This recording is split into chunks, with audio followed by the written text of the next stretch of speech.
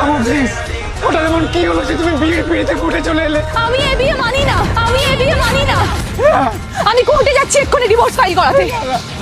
আমি কি ভুল করেছি বলো? তুই আমার একদম টাচ করবি না বলে দিচ্ছি। আচ্ছা ঠিক আছে, বাবু কি হয়েছে বলো? ঠাকুর মশাই মন্ত্রগুলো কি হয়নি? হ্যাঁ, মসৃণ হচ্ছে, ফুচকা খেতে ইচ্ছে করছে, আইসক্রিম, চকলেট, এক্সরে কথা মনে পড়ছে।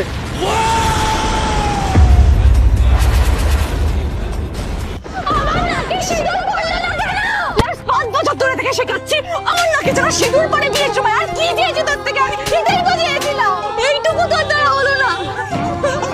চেষ্টা করেছি, বিশ্বাস করো আমি ঘাবড়ে গেছিলাম। আমি সমাজে মুখ দেখাবো কি করে? সবাই তো বলবে আমার বড় আমাকে একটুও ভালোবাসে না, কারণ আমার নাকেই টাকায় সিঁদুর পরে না। তুমি তো জানো আমি তোমাকে কতটা ভালোবাসি। আমি জেনে কি হবে, সমাজ তো জানলো না। আচ্ছা আচ্ছা ঠিক আছে, আমরা আবার বিয়ে করবো, এবার পুরোটা সিঁদুর তোমার নাকে ফেলবো। পুরোটা নাকে নয়, একটু স্প্রিঙ্কেলের মতো নাকে এখানটা একটু আগায় পড়বে, তোমার ছবি ভালো আসবে না। আচ্ছা ঠিক আছে, আমি প্র্যাকটিস করবো বাড়ি গিয়ে, ঠিক আছে?